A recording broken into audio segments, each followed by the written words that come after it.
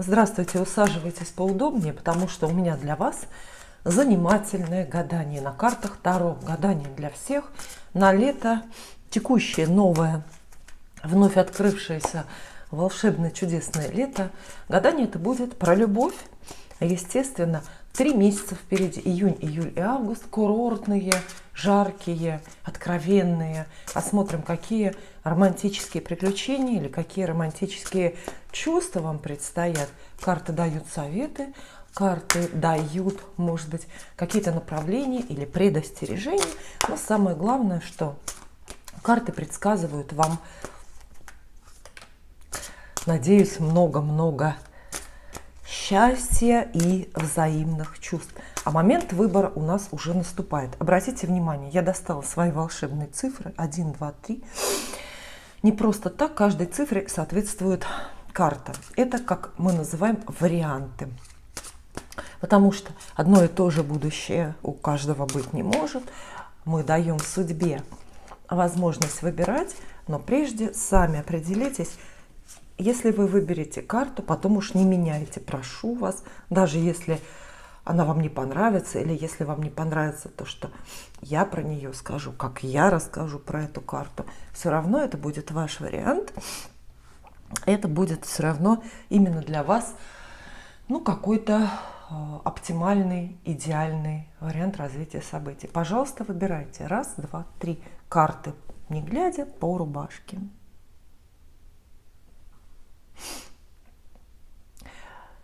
Я надеюсь, что вы выбрали. Под номером 1 у нас выпадает решительный, скорый и многообещающий туз мечей. А я повторяю, не меняйте карту, номер карты, если вы уже сделали выбор.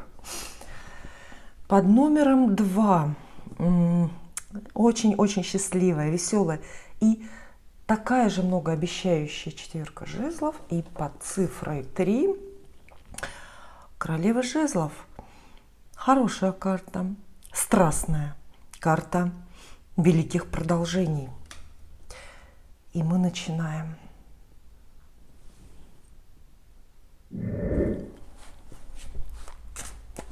Для всех, кто выбрал себе первый вариант и первую карту, это туз мечей. Туз мечей сообщает о том, что у вас в любви этим летом много будет всего решительного и срочного. Туз мечей обещает предложение для вас и от вас кому-то, а также необходимость срочно что-то соглашаться или срочно отказаться от чего-то. По тузу мечей вы можете услышать, например, конечно, предложение о браке, и обстоятельства почему-то торопят. Или партнер такой нетерпеливый вам попадается. Туз мечей – это еще и великая ментальная сила. Карта говорит о связи между людьми через голову, через мозги. Она говорит о том, что у вас есть шанс влюбиться или полюбить человека за его ум, за свежесть, нестандартность его жизненных устремлений, за его, может быть, профессиональные навыки, и вообще за какое-то такое общегражданское благородство. Карта эта очень неземная, неприземленная. Она как будто бы обращает внимание на чувства возвышенные, платонические, возможно. Но посмотрим все остальное. Итак, расклад достаточно небольшой, я думаю, у нас будет, и нам хватит, чтобы не запутаться. Что мы видим здесь? Главная карта, с которой начинается ваш оракул, это 6-й аркан, карта влюбленные. Легко догадаться по названию, по смыслу, по иллюстрации, что карта это всегда обещает пару, присутствие или образование пары. Она говорит, что действительно любовь этим летом у вас будет, причем такая настоящая, реальная, невоображаемая, то есть это совершенно конкретный человек, который близко от вас. Все-таки на карте влюбленные, вот наши Адам и Ева, первый мужчина и первая женщина изображаются, ну, вместе, их не разделяют водные преграды или какие-то небесные. Поэтому это свидание, это любовная история, которая разворачивается в каких-то, ну, очень реальных декорациях. Возможно, речь идет о даже совместной жизни, совместном проживании. Но Адам и Ева, почему мы их имена всегда произносим вместе? Потому что с ними двумя одновременно что-то очень серьезное, крупное, ну и, как считается, плохое произошло. Мы все знаем эту историю. Вот так и здесь. Получается, что вас ждет какая-то общая жизнь, события, которые объединяют по-хорошему или по-плохому, но они оставляют одинаково глубокий след. Вот одно и то же событие для двоих оставляет одинаково глубокий след в вашей судьбе и в судьбе вашего любимого человека. Но в самом легком проявлении это, конечно, можно назвать любовными приключениями. Но если мы копнем глубже, мы увидим драматизм ситуаций. То есть вы встречаетесь, проводите время, между вами возникают чувства, и эта любовь, этот роман как КАМАЗом переезжает вашу судьбу, разделяя ее на до и после. То есть вполне возможно, что вы, например, в связи с этой новой любовью поменяете работу или место жительства, а может быть, разведетесь с бывшим мужем. Карта это очень влиятельная, влияющая, обещает вам присутствие рядом человека очень неслучайного, ну, подходящего или нет, это уже другой вопрос, карта про это как раз не говорит. Но человек будет очень неслучайный. После него, после его присутствия в своей жизни, вы мир прежним уже просто не увидите. Просто не увидите. Чувства взаимные или нет, мы должны здесь оценить. Впрочем, знаете, я думаю, в этом раскладе мы не будем оценивать вот именно ваши чувства. Нам достаточно будет узнать, что испытывает или что испытает к вам любимый человек. И как он будет это показывать? Ну, тройка кубков вам здесь выпадает. На его чувства тройка кубков. Карта, безусловно, про любовь. Любовь понятная, легкая. Самое главное, что она без манипуляций и очень открытая. Этот человек будет свои чувства проявлять очень откровенно и радостно. Знаете, так просто. Почему? Ну, может быть, ему с вами просто, а может быть, он сам по себе такой вот просто устроенный человек. И тройка кубков снова дает нам отсылку к праздничному, радостному какому-то времяпрепровождению. Этот человек, ваш избранник, избранник вашего лета, будет вас приглашать в веселые места. Вам предстоят совместные застолья в присутствии других людей. Мое воображение сразу рисует какую-нибудь террасу ресторана рыбного на побережье. Вот. И тройка кубков описывает чувства очень-очень незамутненные, поэтому мы можем сделать вывод, что человек этот будет свободным, ну, настолько, насколько это возможно. То есть ему не придется скрывать свои чувства ни от вас, ни от людей. Этот человек будет честным с вами, потому что, опять же, ему не приходится здесь скрывать никакие свои, ну, намерения, скрывать от вас или от кого-то еще. Препятствия будут между вами? Безусловно, куда без них деваться, потому что Любовь и разлука – это подруги, которые одна без другой не ходят, вы знаете. Дорога между вами ложится, то есть то, что может вас разлучить, что может помешать вам быть вместе, это чья-то дорога, чей-то путь. Понимаете это буквально или не понимаете это буквально? Буквально это значит дорога куда-то. То есть нужно уезжать, нужно разъезжаться, нужно... Судьба заставляет расстаться, потому что это может быть дорога в связи с работой, в связи с какими-то семейными обстоятельствами, дорога по здоровью, в конце концов.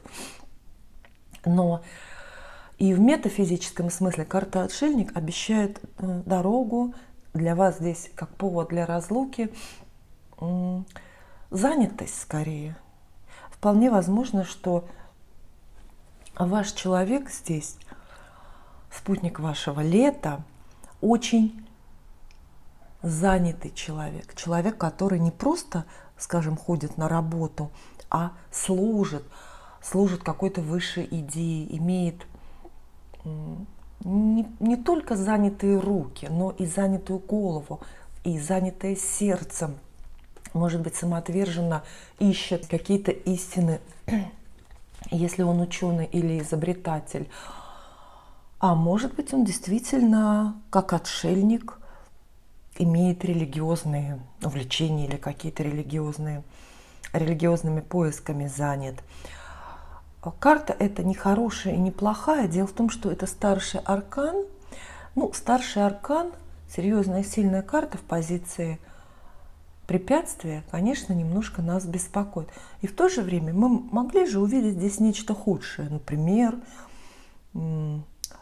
другую женщину. Мы тогда сказали, что какой-то он свободный, не свободный, сердце его немножко занято. Здесь этого нет. И карта Отшельник вот так вот как бы заранее, заочно просит вас не ревновать, не торопить события, не заставлять нервничать себя и вашего избранника, если что-то пойдет не так. Если у вас свидания сорвутся, если вам придется вдруг посреди лета, в разгар июля стремительно как-то расстаться, вы должны понимать, что ваша разлука происходит по уважительным с точки зрения Вселенной причинам, максимально уважительной причины, потому что любовь любовью, но как жизненный путь какой-то есть вот такой вот у человека. И ваши отношения, насколько карты могут заглянуть до конца лета, безусловно, будут продолжаться. И вот, кстати, видите, мы здесь переключаемся на мужские портреты. Мы видим рыцаря Пентаклей и короля кубков. Но король кубков выпадает в позиции совета для вас, а рыцарь Пентаклей это более похоже на описание мужчины, который окажется рядом с вами. Я знаю, вы задаете такие вопросы и в комментариях, и в письмах. Опишите, скажите, чтобы я не пропустила. Рыцарь Пентаклей достаточно молодой, практичный, рассудительный, очень адекватной ситуации, несколько скупой на слова, чувства и деньги человек, с которым очень надежно проводить время. Рыцарь Пентаклей, как герой для романа, подходит женщинам, которым нужна та самая каменная стена, то самое надежное плечо, на которое можно положиться. Вот положиться-то на него можно, а какие-то незабываемые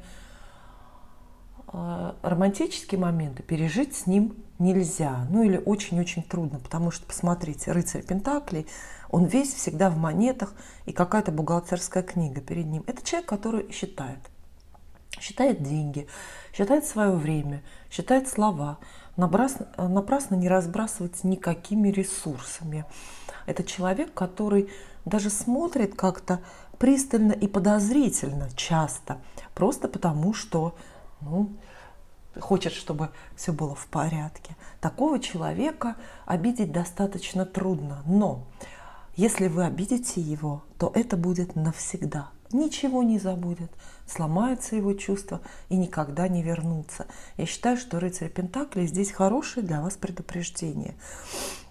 Это крепкий человек, тот, с кем вы проводите это лето, этот человек, конечно, очень-очень крепкий. На мелочи не обращает внимания, по мелочам не разменивается, напрасно не спорит, больше молчит и долго-долго терпит. Но когда его терпение заканчивается, оно заканчивается уже насовсем, и он не возвращается. То есть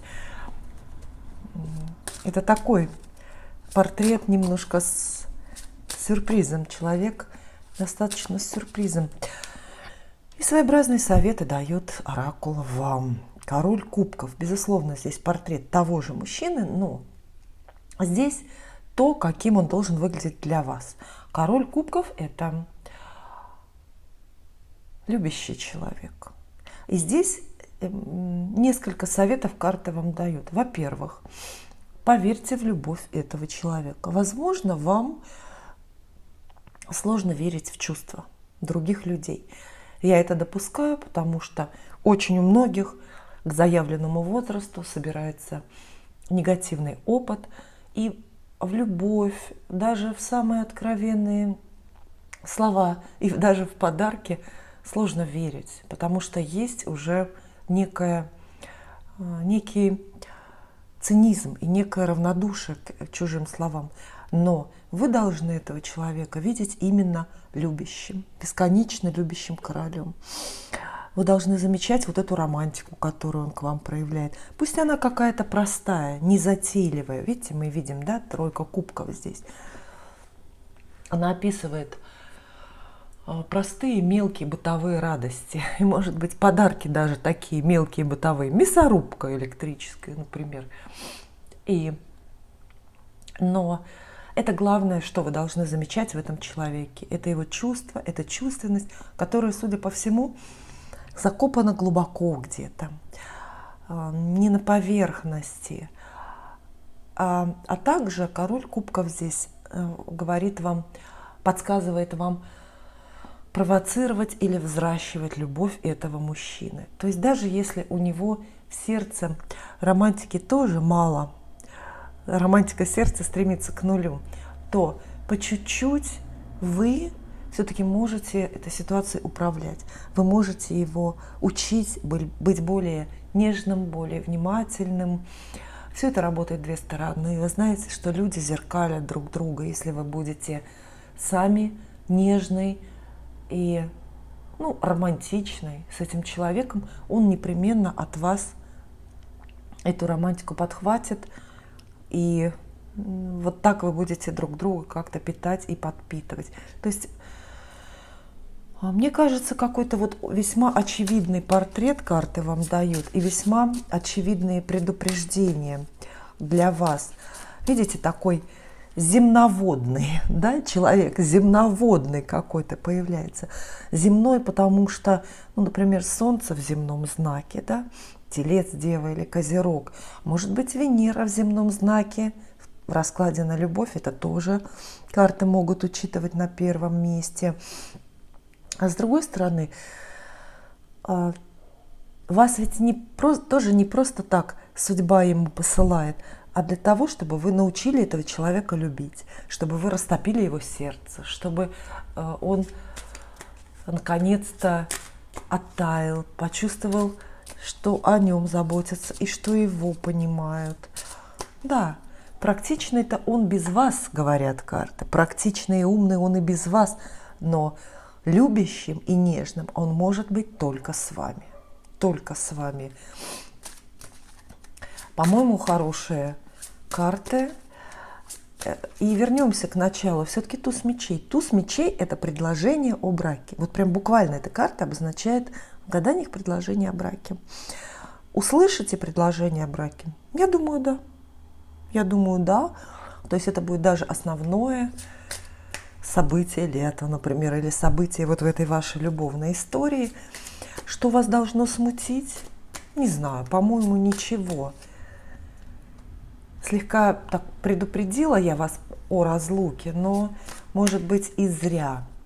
Потому что отшельник иногда описывает человека, который далеко не уезжает, а уходит в себя. Например, Если вам достанется мужчина с творческой профессией, он будет регулярно закрываться в своем кабинете на 12 часов, книжку там писать. Для вас это тоже будет разлука. Ну, по крайней мере, вы знаете адрес и знаете, с кем он время проводит. Хочу несколько для себя таких... А для себя еще кое-что уточнить. Ну, для вас, естественно, тоже, может быть, в первую очередь даже для вас. Ну, вот карты подтверждают все-таки тему дороги. Да, куда-то ему нужно ездить и уезжать, герою вашего лета. Дорога есть. Причем дорога, возможно, дальняя, возможно, за море, куда-то на другой континент. Но это не разлука. И самое главное, что это не желание покинуть вас. Для него это вынужденная дорога. Ему просто некуда деваться. Он должен поехать, должен уехать, но обязательно вернется. Другое дело, что, видите, в этой лодке можете вы с ним оказаться, а можете не отказаться. Это очень будет зависеть, видимо, от вас. Ну и паж жезлов здесь, пожалуй, я достала его в пару к этому тузу. Паж жезлов говорит снова про время тут. Знакомство, если еще не произошло, то случится внезапно. Очень скоро будут развиваться отношения. И даже вот это предложение о браке свалится как снег на голову. Будет очень неожиданным, срочным, спешным. Вполне возможно, что спешка как раз из-за дороги. Потому что надо ехать, надо уезжать, а до отъезда героя должны определиться, остаетесь вы с ним или нет. Следуете вы с ним в эту дальнюю дорогу, в эту дальнюю командировку или нет. Спасибо.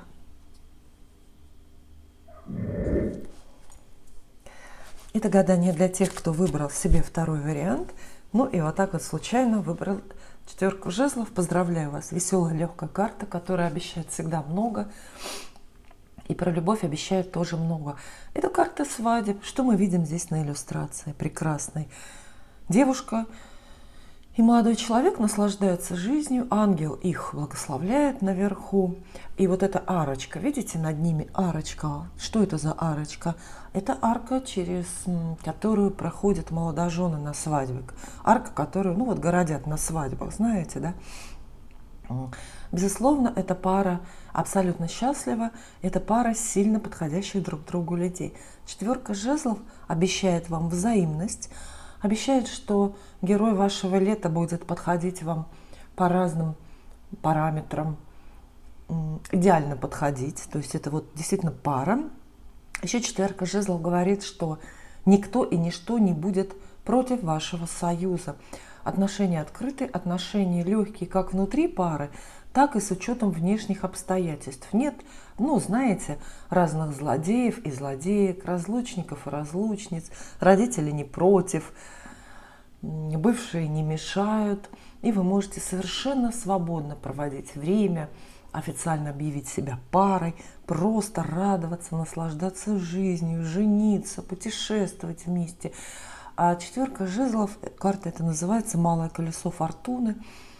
Она описывает любые события, все происходящее, как некий такой абсолютный, случайный, иногда недолго длящийся праздник. Однако, ну знаете, свадьба ведь долго не длится, да?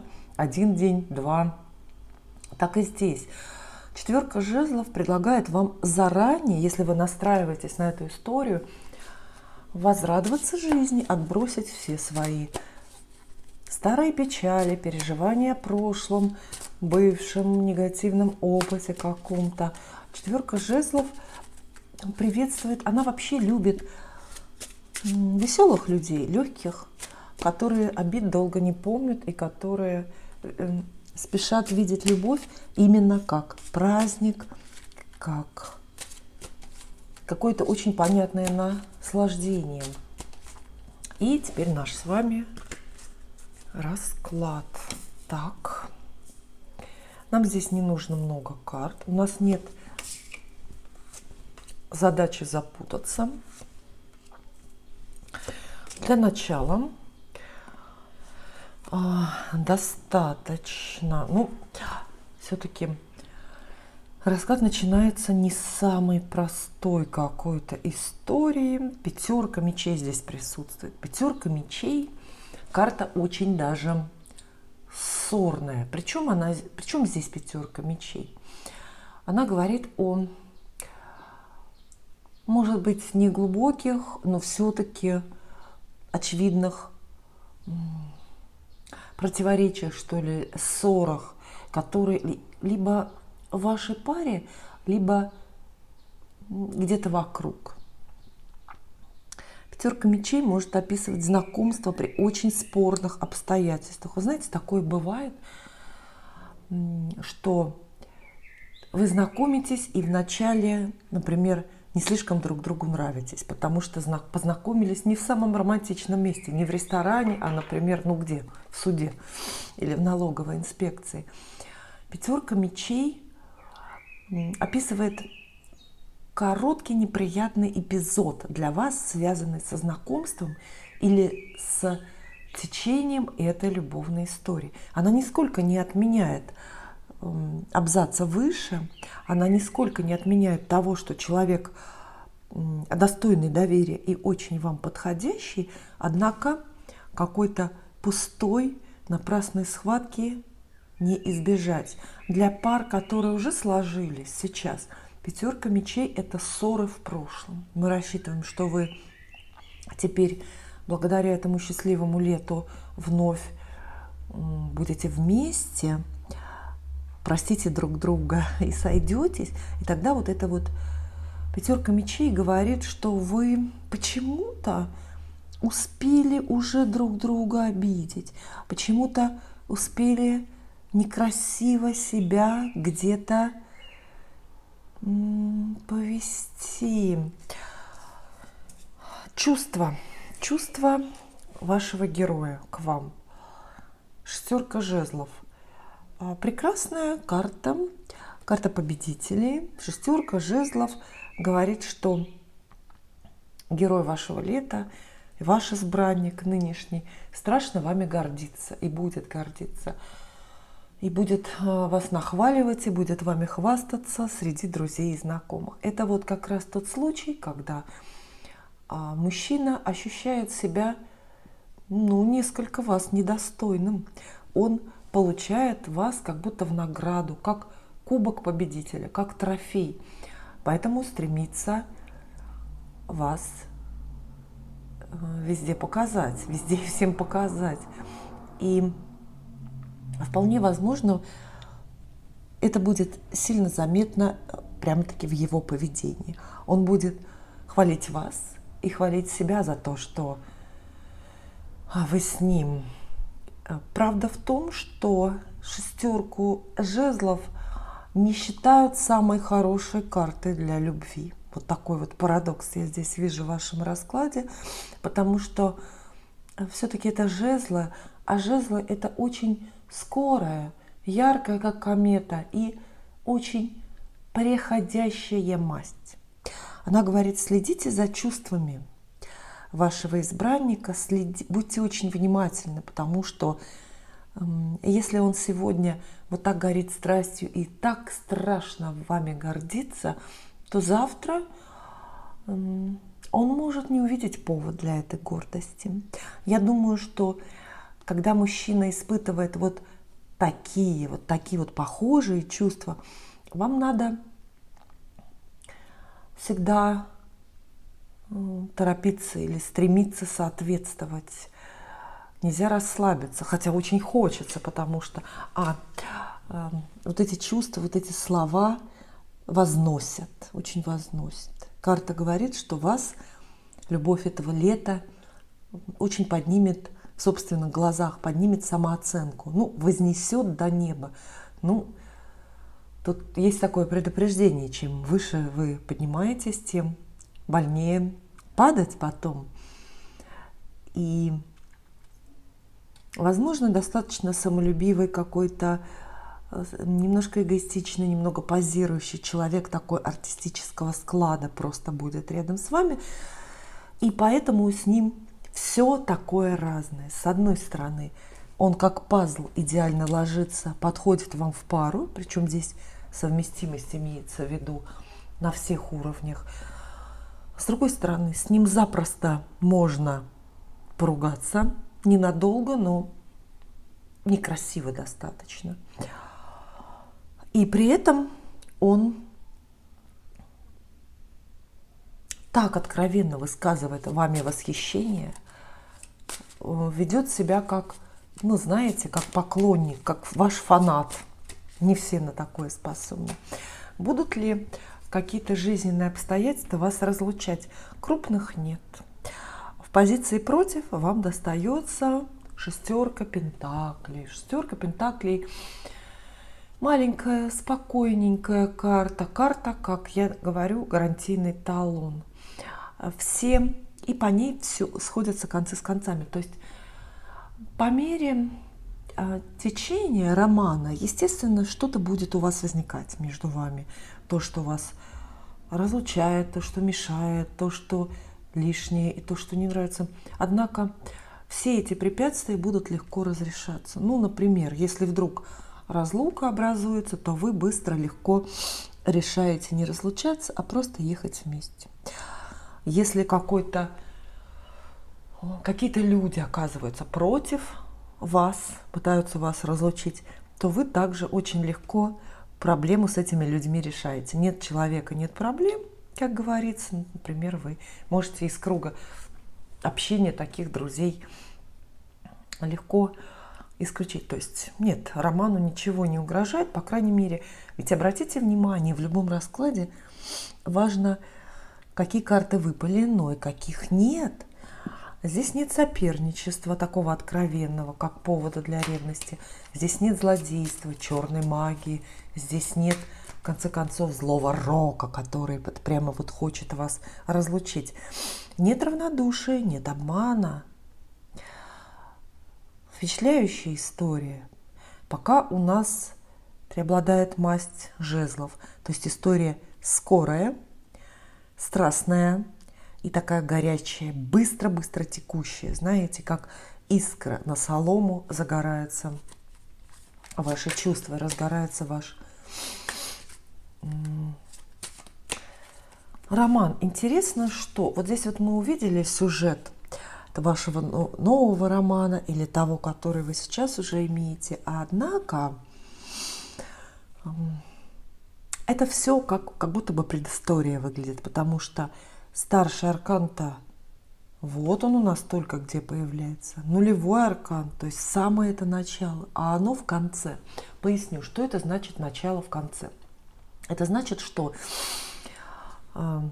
вот какое-то время вы будете общаться с этим человеком, это как пробный период, как испытательный срок. Конечно, вы заранее об этом не знаете. Но потом, только потом, когда пройдет время, месяц, 2, может быть 3, только потом основное действие, то есть основной сюжет и начнется, понимаете? То есть здесь мы видим такой некий пролог к истории, а основной сюжет будет достаточно поздно и начнется не просто так. Кто-то потеряет голову не в начале. А я уже догадалась об этом и раньше, потому что, смотрите, вначале вам как-то очень легко друг с другом.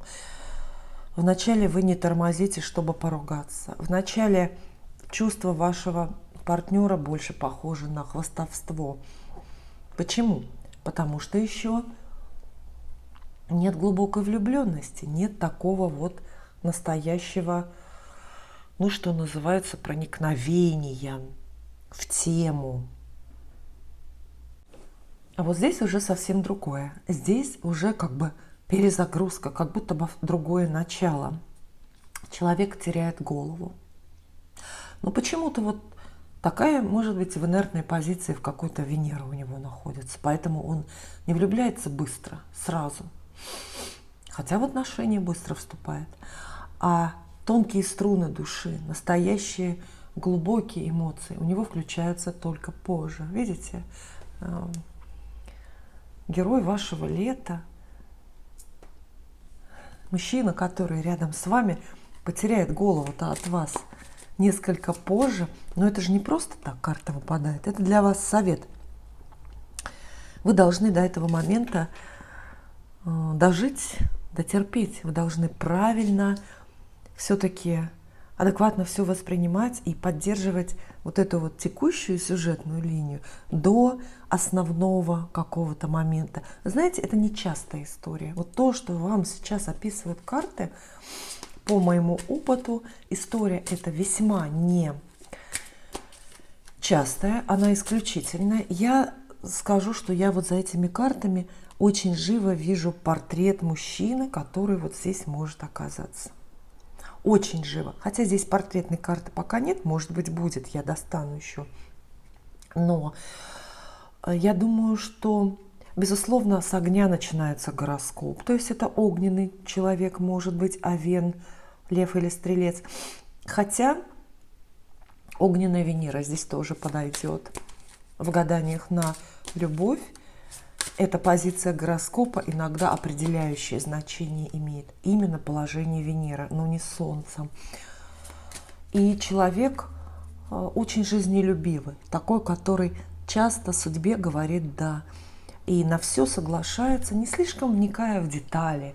Человек, который любит жизнь ради жизни, любит праздник, любит дороги и путешествия, курорты и увлекательные разговоры.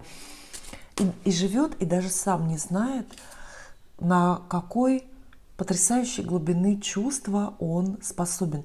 Получается, что эти чувства должны разбудить вы. А как? Вот как. Очень просто. Волшебством, магией своей любви. Советы для вас. Тоже старший аркан, карта маг. Вы в этой любовной истории должны быть магом. Это очень хорошо. Это значит, что очень многое в ваших руках. Вы так идеально всем этим сюжетом управляете. Вот что захотите, то и будет. Вот захотите вы оставить эту историю, например, на уровне курортного романа или увлекательной какой-то совместной поездки, она такой и останется.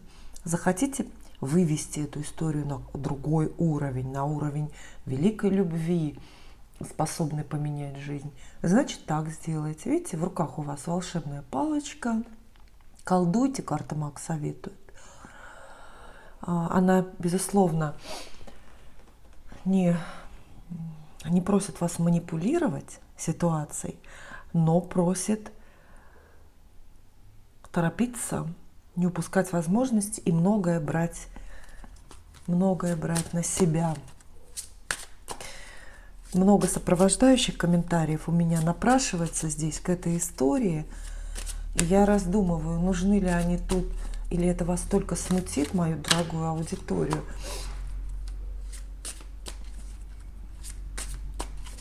Но достану еще некоторые карты, кое-что мы должны пояснить. О, ведь опять старший аркан.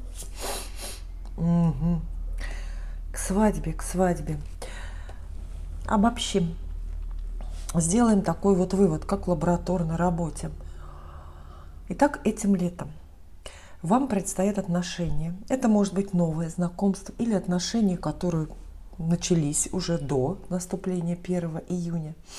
Отношения, которые для вас абсолютно закончены и, в общем-то, очень простой путь к браку. В редкой паре карты сходятся 4 жезлов, карта свадеб, и туз пентаклей, карта свадеб. А поэтому все идет к свадьбе. Можете, в принципе, выбирать фасон своего подвенечного платья. Не забудьте также выбрать цвет для платьев подружек невесты. Это великое счастье. Карты в такой паре описывают роман, партнерство, пару, в которых все идеально на своих местах. Идеально подходящий человек, идеально подходящее время, возраст партнеров, место жительства, финансовый статус, даже работа, профессия имеет значение. Туз Пентаклей – это новый дом. И причем, посмотрите, какой. Никакой попало же, да, здесь дом, а целый замок для вас. Все шансы остаться вместе надолго и прожить идеальную счастливую жизнь. Ну а карту дьявол, она, видите, досталась в пару к шуту. Она только подтверждает ваши сказанные. Настоящие чувства, драматические, мучительные, страстные, чувства, похожие на зависимость, чувства, от которых очень-очень сложно избавиться, избежать, придут позже. Возможно, благодаря вашей, такой вот удивительной женской неуловимой магии, вашему такому не специальному, но колдовству. Королева жезлов досталась третьему варианту, и королева жезлов в первую очередь описывает вас. Описывает вас как деятельную женщину, которой очень много принадлежит. Женщина, которая может много требовать и очень многим управлять. Кого-то это смутит, а кого-то, наоборот, вдохновит. Все зависит от вашей жажды контроля, от уровня контроля в вашем гороскопе. А королева жезлов – это вы, и вы здесь полностью управляете ситуацией. Видите, волшебная палочка, вот этот магический жезл, находится в ваших руках. Вот можно очень по-разному относиться к такому началу. Для себя, например, я любовную историю так бы не начинала. Мне кажется, что это обременительно и скучно. А вам, может быть, и подойдет. Если особенно карта эта хороша, если у вас уже романтические отношения идут сейчас, продолжаются, может быть, сложно, может быть, прекратились, прервались по каким-то причинам, тогда да. А королева жезлов говорит, что все в ваших руках, и у вас получится исправить отношения, залечить брак, вернуть любовь, показаться с какой-то правильной, лучшей стороны, что давно уже не получалось. И, в общем, вывести любовную историю в то русло, о котором вы сами мечтаете, которого вы хотите. Кстати, для зрителей мужчин королева жезлов – это очень четкий, интересный портрет женщины, девушки, которая их ждет этим летом. Огненная героиня, огненная королева, женщина-овен, лев или стрелец с ясными, горящими глазами, очень решительная и, возможно, деловая. Вот такое начало расклада для вас. То есть карты сразу как будто бы советуют вам обратить внимание на себя и на свою роль в этом романе, в этой любовной истории. Все с вас начинается. Кстати, с вас начинается. Королева жезлов ведь и знакомиться подходит сама. Эта карта может идти вам как совет познакомиться самой. Первый пригласить парня на свидание. Умудриться как-то привлечь внимание нужного героя. Почему бы и нет? В моих знаменитых программах «Вопросы и ответы» я, конечно, часто говорю девушкам, не надо проявлять инициативу в отношениях. Это ни к чему не ведет и всегда плохо заканчивается. Но мало ли я глупостей-то говорю, вы уж не всегда меня слушаете. Иногда бывают и исключения, когда можно и нужно самой что-то начать или продолжить. Итак, расклад для вас. Первая карта, с которой все начинается, она вот в целом описывает настроение, состояние, как будет любовная история ваша протекать. Тройка кубков. Одно слово – радостно. Любовная история будет протекать у вас просто радостно. просто радостно, в каком-то сплошном, очевидном праздновании, празднике. Тройка кубков описывает знакомство, новое знакомство среди уже знакомых людей, среди очень комфортной известной публики. Знакомство, например, в кафе, когда вы с подругами, или у кого-то в гостях. Тройка кубков описывает свидание.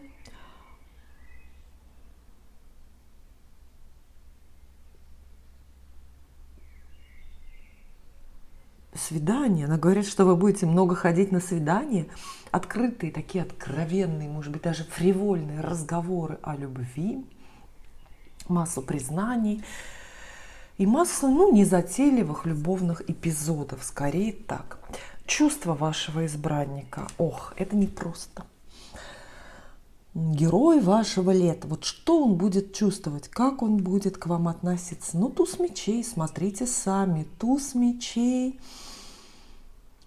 Непростая карта для чувств. Во-первых, потому что он вообще не про чувства, как и вся эта самая масть. Мечи противопоставляются кубкам в теории Таро. Мечи – это мозги, это мысли, это достаточно какой-то бесстрастный выбор. Но сделаем сразу несколько выводов. Во-первых, похоже, вам достанется какой-то очень умный человек. Все, выдохнули, хорошо. Во-вторых, вас он полюбит и выберет скорее мозгами. Скорее у него будет вот такой вот настрой, заинтересованность будет более ментальная, более интеллектуальная. Это бывает редко. Мы все знаем, что мужчинами, мужской любовью движет более страсть, более романтика. А вот здесь почему бы и нет? Мужчина влюбляется в вас как в личность, влюбляется в ваши мозги или даже в профессиональные навыки. Почему бы и нет? А хорошая новость в том, что он будет очень в этом выборе решительным. Ни шагу назад, ни шагу на вместе. Он выбирает только вас. Туз мечей рассекает пространство и делает невозможным возвращение в прошлое.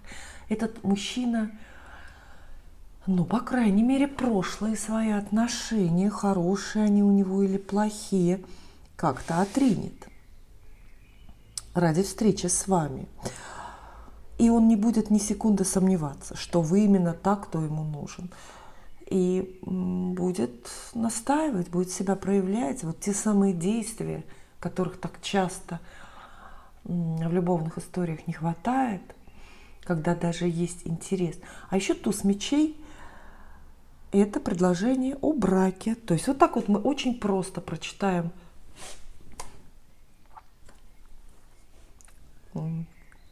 отношение мужчины к вам. Предложение о браке. Он вам делает предложение о браке, то есть, если вам не делает, то, по крайней мере, внутри себя уже решится. А там уже дело времени, дело за малым. Какие-то серьезные препятствия между вами отсутствуют или присутствуют? Паж жезлов выпадает в позиции против. Паж жезлов – это, безусловно, человек.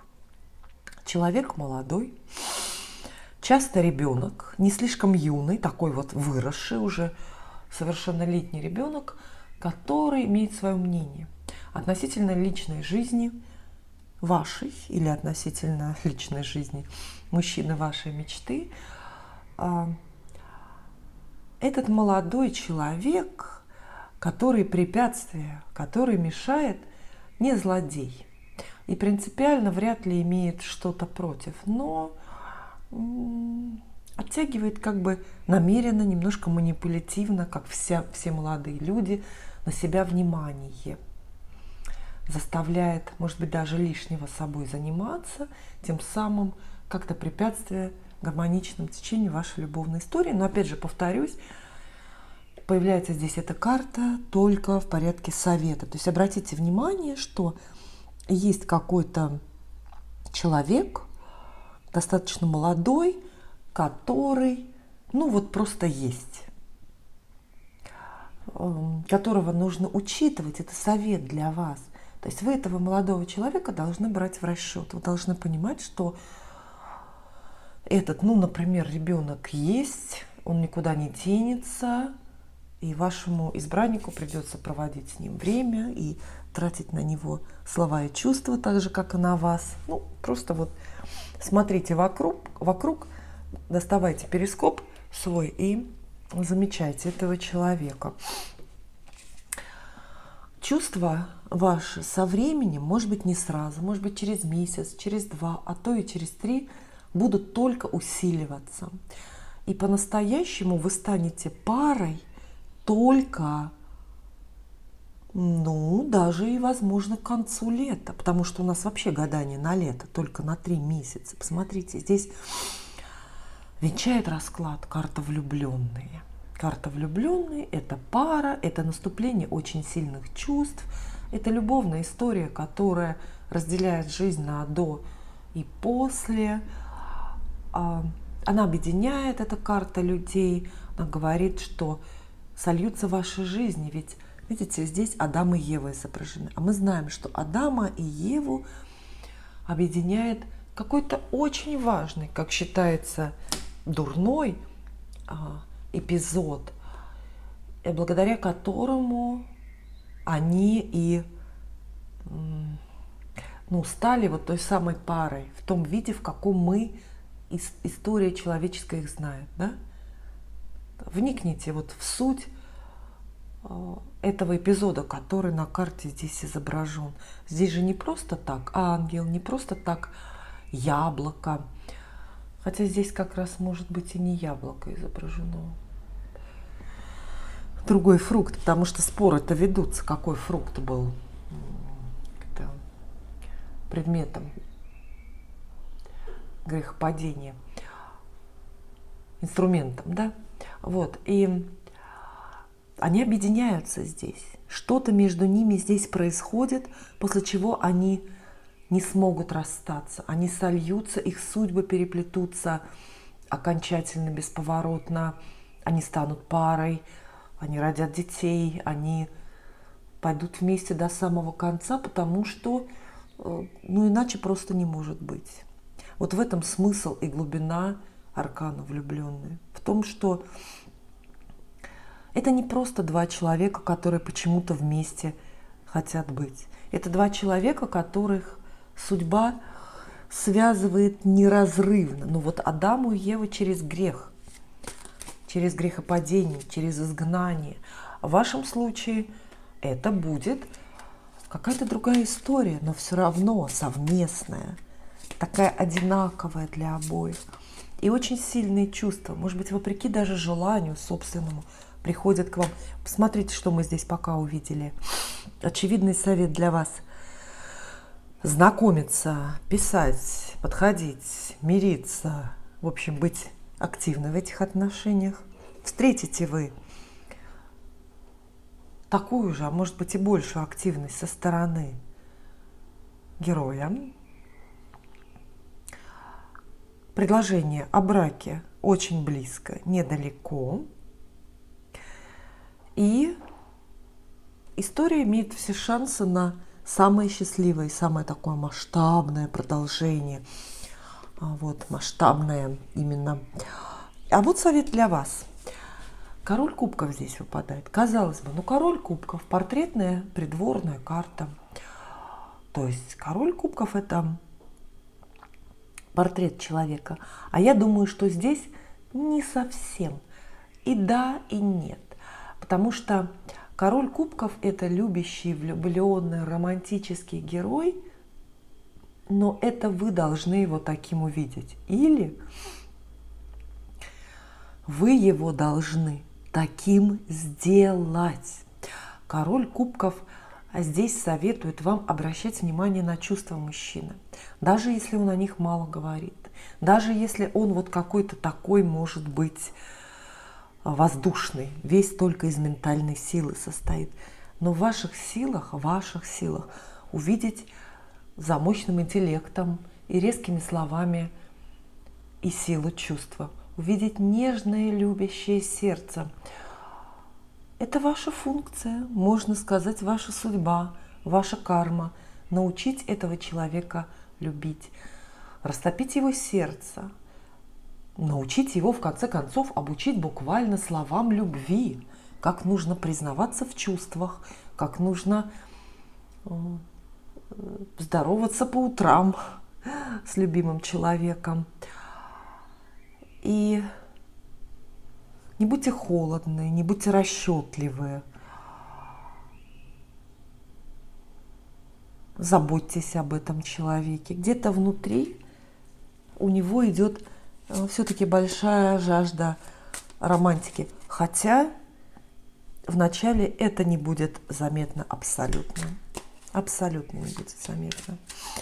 И некоторые поясняющие карты более для себя я достану, но и вам, наверное, тоже расскажу. А может быть и нет.